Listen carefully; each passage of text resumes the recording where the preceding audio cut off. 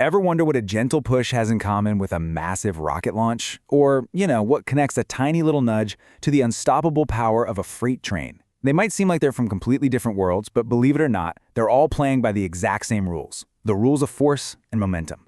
So let's unlock their secrets together. It really all kicks off with a pretty simple question. I mean, we all know the answer to this, right?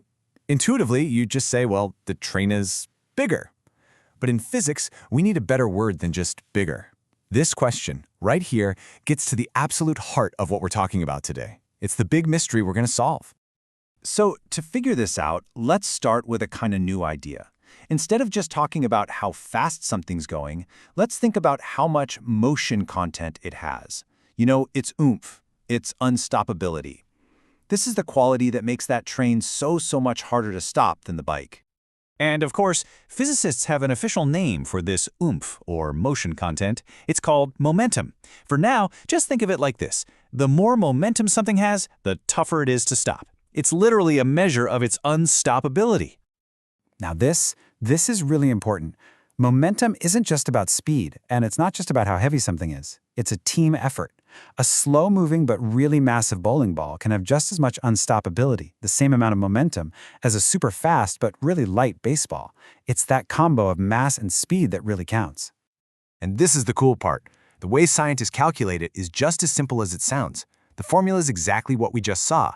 Momentum is simply an object's mass multiplied by its velocity. So if you have more mass or you have more velocity, boom, you get more momentum. It's really that straightforward. Okay, so we've got a handle on what momentum is. It's the measure of an object's motion. But what changes it? If something is just cruising along, how do you give it more momentum? Or maybe take some away? Well, let's meet the official motion changer. And that motion changer is force. Yeah, it's a word we use all the time, but in the world of physics, it has a very, very specific job.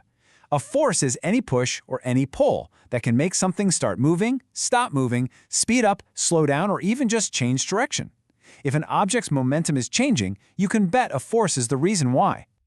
So now we have our two main characters in this story.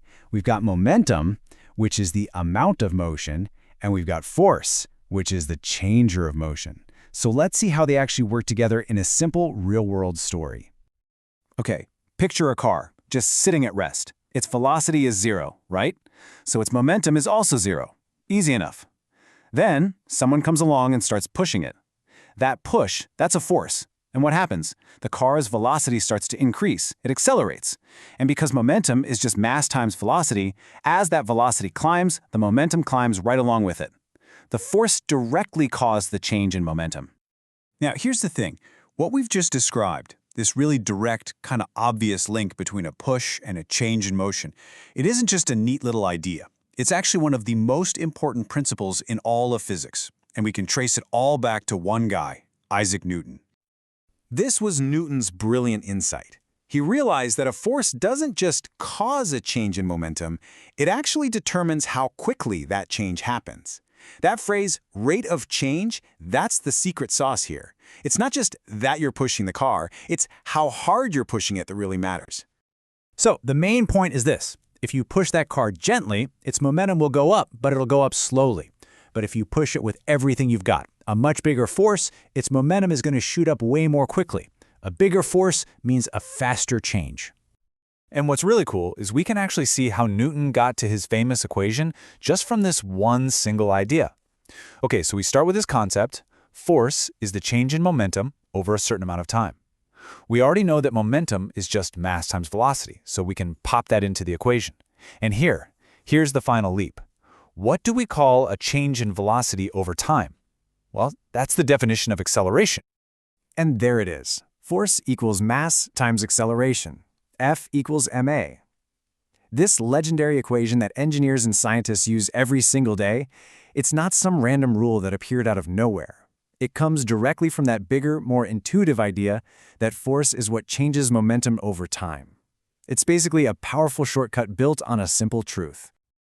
So, why did we spend all this time connecting force and momentum? I mean, what's the big deal?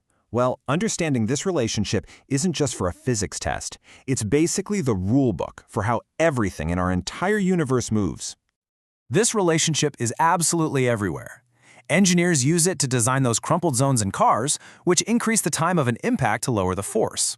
Scientists use it to figure out the exact force needed to get a rocket's momentum high enough to blast into orbit. Even a baseball player is using it, without thinking, to apply a huge force over a split second to give the ball as much momentum as possible. It really does govern everything.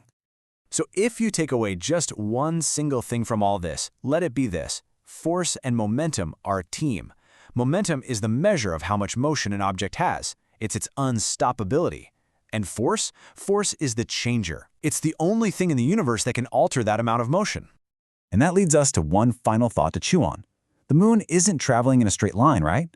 Its direction is constantly changing, which means its momentum must be constantly changing too. So, based on everything we've just learned, some kind of force has to be responsible for that. What do you think it is?